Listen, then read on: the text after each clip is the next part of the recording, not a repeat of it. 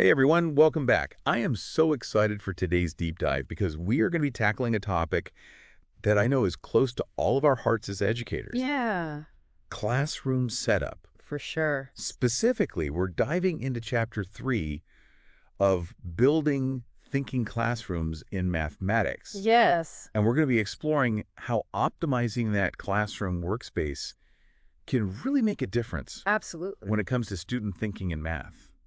One of the things that's so fascinating about this chapter is it really challenges some of those assumptions that Yeah. we have about what a classroom needs to look like. Yeah, like just those like basic Yeah. fundamental things that we think, Right. like, oh, a classroom has to have desks. Right. Yeah. Classroom has to have, notebooks. Yeah. And this chapter kind of turns that on its head. Yeah, it really It does. says, well, what if those things are actually getting in the way Right. of the thinking that we want students to do? Right. That's right. And one of the biggest things that the chapter focuses on is this idea of vertical non-permanent surfaces. VNPS. VNPS for short. I'm already intrigued. Yeah. But before we get into the why of VNPS, Sure. let's take a look at the beginning of the chapter, Okay. where it kind of paints a picture of like, this is the traditional classroom. Yeah. Students sitting at their desks, Right. working diligently in their notebooks. Absolutely. And this is so familiar. Yes, very for familiar. so many of For us. sure. And yet, the author, Peter Liljedahl, points out that this setup can actually lead to some things that he calls passive mimicking and shortcutting. Yeah, and I think we've all seen that, Right. those students that are so focused on just getting the answer down Yes. on the paper and not really engaging in that deep thinking. Totally. And I think sometimes we even reward that as teachers, Yes. unintentionally, of course. Right. We praise the students who are like keeping up with their notes. Yeah, are you caught up? Are you on the right page? And it's like, oh, wait a minute. Right. Maybe that's not actually what we should be focusing on. Yeah, we should be focusing on that thinking Yes. and making that thinking visible. Exactly. And that's where VNPS come in. Okay. So I'm excited to dive into that a little bit more. All right, so tell me, how do these vertical non-permanent surfaces, how do they address this? Well, first of all, I think, when you think about VNPS, you have to kind of shift your mindset away from that individual work Okay. at a desk Yeah. to thinking about this collaborative problem-solving space. Got it. So imagine a group of students Okay. huddled around a big whiteboard. Okay. They're sketching out their ideas. Mm-hmm. They're debating different approaches to a problem. Yeah. And they're building on each other's thinking. I love that visual Right. of, their work is visible, it's Yeah. out in the open. Exactly. And so it really does Yeah. invite that feedback Right. and spark those kinds of discussions that just don't happen Right. when everyone is, In isolation. in their own little notebook world. Totally. Okay, so we've got the collaboration piece, Mm-hmm. but I'm also curious about, is it just about that collaboration? Right. Or is there something inherent Yeah. in the vertical surface itself Right. that makes a difference? Well, the chapter actually goes into some really interesting research Okay. that shows that vertical surfaces actually can encourage risk-taking and deeper thinking in students. Hmm. So think about it. When you're working on a vertical surface, there's a certain psychological distance Okay. from your work. I can see that. It's not as personal or permanent as when you're writing in your notebook. Right. Like you can just erase it. Exactly. Like it's no big deal. It's so easy to adjust and change things. Yeah. And so students feel more comfortable experimenting, Right. making mistakes. Trying new things. Yeah. Yeah. Exactly. So it kind of takes the pressure off. it does. Yeah, self-led. it really does. Okay, I'm buying it. Right. I'm at it. And the chapter highlights a study Sure. that found that students who were using vertical whiteboards Okay. showed significant improvement across 9 measures Yeah. of engagement and thinking Wow. compared to students who are using desks Yeah. or even tabletop whiteboards. That's fascinating. Yeah. So it's not just about standing up. Right. It's about that vertical. Is the verticality. Okay. 9 measures. Yes. I have to know. Okay. What were some of those measures? So some of them were pretty straightforward, like increased time on task Okay. and more student-to-student interaction. Makes sense. But there were some really fascinating ones too, like Yeah. knowledge mobility. Knowledge mobility. Now that is a term I need It's a good one. unpacked. Yes. So tell me more about knowledge mobility. Well, basically, it's about how ideas flow between students. Okay. And so the study found that students who were working on these vertical surfaces, they were much more likely to share their ideas, to challenge each other's thinking, Got it. and really to build on each other's insights. So it's like that cross-pollination of ideas Yes. happening in a much more Yeah. organic way. Much more visible and accessible to everyone. I love that. Right. So it's not just about collaboration. It's about this like dynamic Yes. flow of knowledge Yes. happening. Yeah, that's a great way to put it. Okay, I'm sold on the why of VNPS. Okay, I think we've made a really compelling case I agree. for why they're That's- important. Yes. But now I want to get into the how do we actually do this All right. in our classrooms? Let's talk about it. Well, the chapter actually introduces this really cool concept Okay. of macro moves and micro moves. Okay, I love a good alliteration. Yeah. So break those down for me. All right, so the macro move is really that big picture shift. Got it. It's transitioning away from desks being the primary workspace to VNPS being the primary workspace. So like literally ditching the desks. Well, in a perfect world, yes. Okay. But I know that that's not always feasible. Right, not all of us have those flexible seating. Right, exactly. But the author emphasizes that it's totally doable, even in traditional settings. So what would that look like? So it's all about getting creative. Okay. You can use portable whiteboards. Okay. You can use butcher paper on easels. Hmm. You could even use shower board. Shower board. Yes, I love that. It's very cost effective. Yeah. The point is that we are prioritizing Yeah. those vertical spaces Got it. as the primary place where students are going to work. Love it. All right. So macro move. We're like thinking big picture. Yes. We're thinking about the overall environment. What environment, exactly. What about those micro moves? So micro moves are those smaller strategies Yep. that you're going to use to actually manage the group work Okay. that's happening on VNPS. And there's some really interesting ones in here. Okay, like what? So one of my favorites is the idea of only giving each group one marker. One marker. One marker. I feel like that would lead to chaos. I know it sounds counterintuitive, Yeah. but it actually forces them to collaborate in a way that they might not otherwise. Okay. So when there's only one marker, they have to really talk through their ideas. Yeah. They have to negotiate who's going to write, and it just makes sure that everybody's voice is heard. It's like that shared responsibility. Exactly. Okay. I love And that. then you can even take it a step further and have them rotate the marker Okay. within their groups. Yeah. So that everyone gets a turn to write and share their thinking. That's awesome. Yeah. Okay, so we've got the one marker strategy. Mm-hmm. Any other micro moves? That we should be thinking about. Mm-hmm. Another important one is thinking about group proximity. Okay.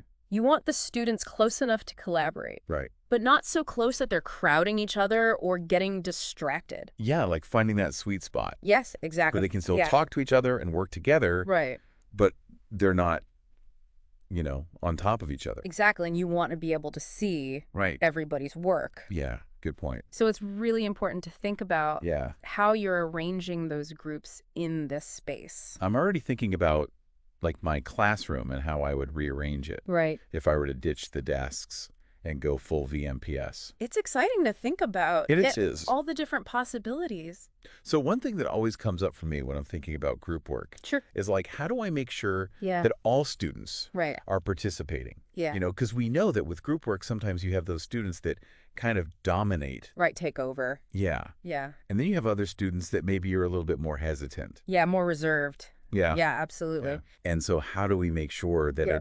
it really is a collaborative experience for everyone? Well, that's a great question. And the chapter really emphasizes the importance of setting up Okay. clear expectations for group work Okay. and making sure that we're promoting that equitable participation. Hmm. And that includes things like Say it. explicitly valuing wrong ideas. I love that. Right, because sometimes those wrong ideas can lead to some of the best discussions. Totally. And it's like taking the pressure off Yes. to be perfect. Exactly. It's Yeah. okay to make mistakes. Yeah. It's okay to not know the answer right away. Totally.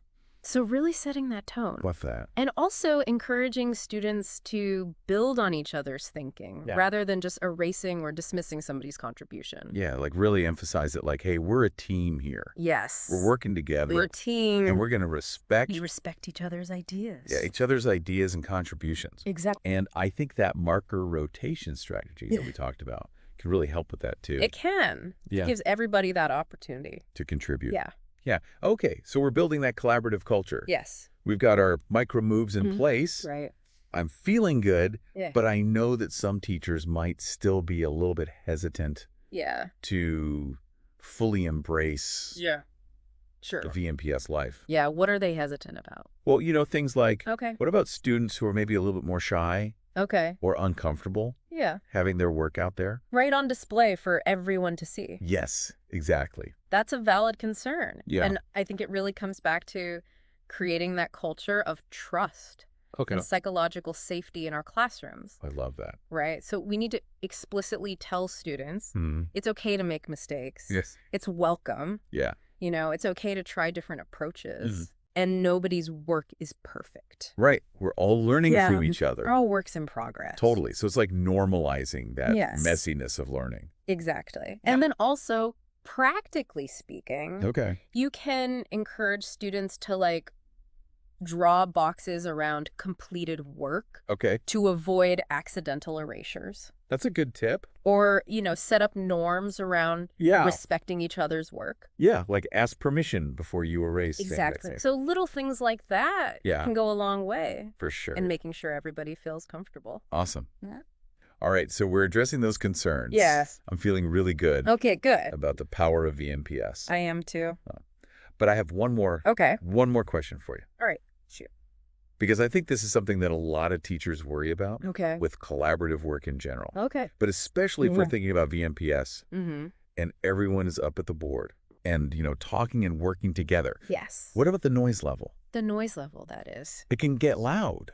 Yes, it can. So how do we manage that Yeah, that's a great question. without stifling the collaboration? Well, I think it goes back to those clear expectations that we were talking about before. Right. So setting those expectations Yeah. from the beginning. Like this is what a productive level of noise sounds like. Exactly. Yeah. And giving students strategies Okay. for how to communicate effectively Yeah. without disrupting others. I love that. So maybe it's using, visual cues or signals, Okay. a noise meter or something, Yeah. to kind of help students monitor their own volume. So it's like a shared understanding Yeah, a shared responsibility. of like, okay, Right.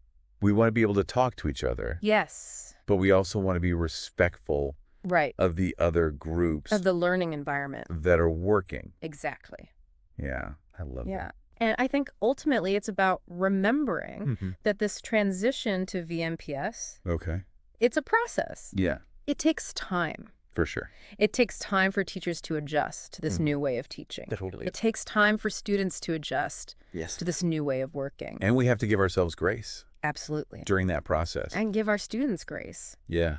Yeah. We're all learning together. We are. Yeah. It really is a process, isn't it? Yeah. And at the mindset shift too. Sure. It's like moving away from thinking about, the answer being the most important thing Right. to really valuing like that journey of getting there. Absolutely. And I think VNPS really helped to make Yeah. that thinking visible. Yes. So you can really see the students' thought process Wow. and how they're arriving at their answers. And all the different paths they might take to Yes, get there. Exactly. It's not always a straight line. No, it's messy and it's beautiful. Okay, so for those teachers who are listening and they're like, okay, I'm sold. Yes. I want to bring VNPS into my classroom. Okay. What's one piece of advice you would give them?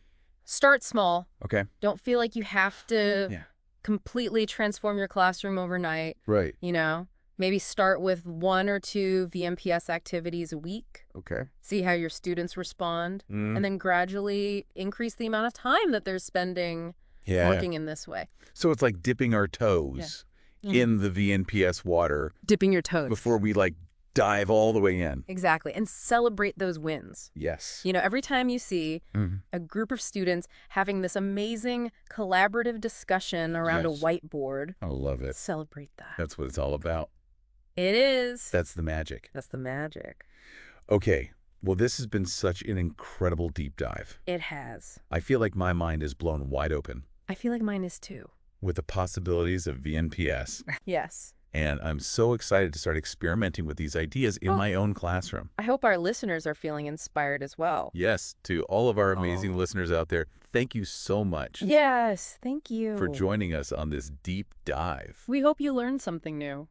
and that you feel empowered Yes. to create thinking classrooms where your students can truly thrive. Absolutely. And remember, this is just the beginning to the conversation. So keep thinking. Keep collaborating, Keep diving deep. and we will see you next time.